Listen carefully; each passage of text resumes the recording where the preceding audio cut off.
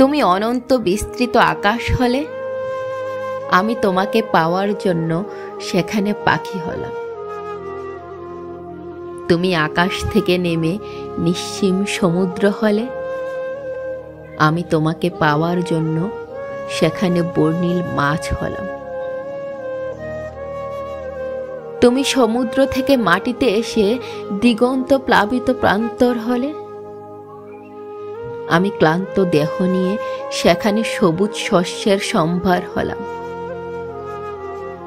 তুমি শেষমেশ কবিতা হলে আমি ক্লান্ত অবসন্ন হয়ে কবিতার জমিনে শব্দের পর শব্দ হলাম। আমি আজ এক ক্লান্ত কবি, তুমি কবিতা।